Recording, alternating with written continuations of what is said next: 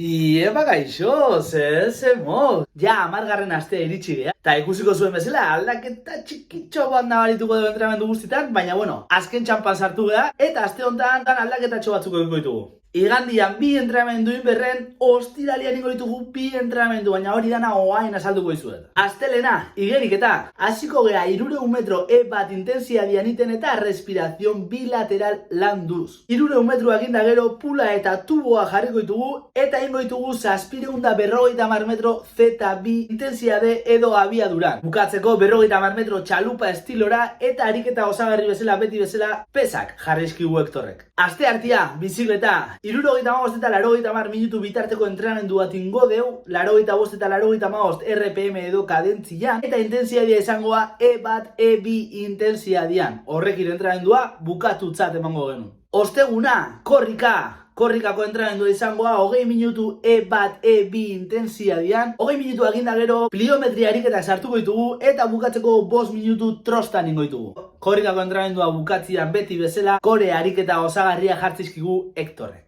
Ostirala hemen aldaketa dator, hemen bi entrenamendu azkagu dala igeriketa eta korrika hasiko gea igeriketakin eta hau bukatzian korrika egitea jungo gea. Azteko ingo ditugu 300 metro E1 intensiadian respirazion bilateral landuz, 300 metro bukatzian aletak eta palak jantziko ditugu, eta ingo ditugu 1000 metro Z2 abiadura edo intensiadian. 1000 metro bukatzian 50 metro txalupa estiloa ingo ditugu. Esan bezala, entrenamendua bukatu eta gero korrikako entrenamendua eta jungo gea, eta korrikako entrenamendua izango ja 20 minutu E1, E2 intensiadian, gero pliometria ariketak eta bukatzeko 5 minutu trostan. Eta igandia, bizikleta hemen igandero bezala entrenamendu malkartsua inberdeula jartzegu Hektorrek, eta izangoa 80 minutuko entrenamenduat E1, E3 intensiadian. Gogoratu malkartsua izatia eta horrekin ja entrenamendua eta astia bukatutzat emango genuen. Beti bezala, pixkanaka goraka guaz, pixkanaka gogortzen guaz eta ez da osteikan jarraitu hortan ta